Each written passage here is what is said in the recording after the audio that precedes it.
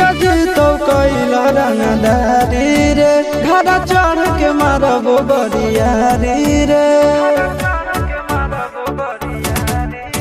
छुटा जी तो कैला रंगदारी रे घड़ा चढ़ के मारबो बरियारी रे तोरा बापू के न तोरा दादा के चिन्हबो बेटा सब गोली मारबो ताएगो गिनबो तोरा बापू के न तोरा दादा के चिन्हबो बेटा सब गोली मारबो ताएगो गिनबो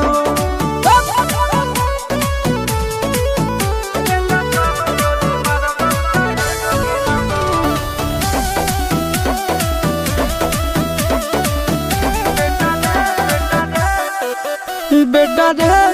काटा से ठोक देबो चिमनी के भाटा में झोंक देबो देखबो कवन बाप बचैतौ तोरा प्रशासन के गाड़ी भी रोक देबो बेटा जी सुनो बेटा रे काटा से ठोक देबो चिमनी के भाटा में झोंक देबो देखबो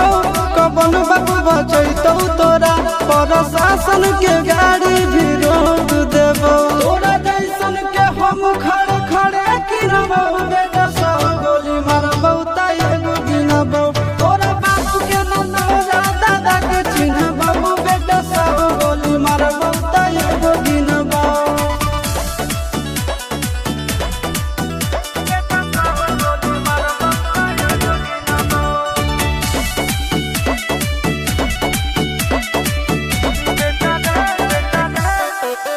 बेटा रे दौड़ा के बाजार में मारबो गोली तोर कपार में रंगदारी जे करम भी बिहार में गड़ देबो गंगा जी किनार में इतना मार पड़तो ना बेटा बेटा रे दौड़ा के बाजार में मारबो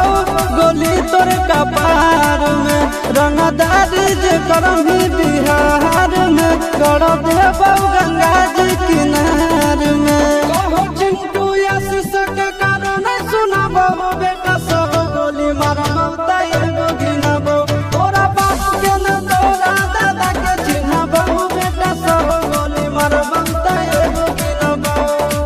मारत मारत पिछुआरा लाल कर दे बेटा ध्यान से बाप इधर है।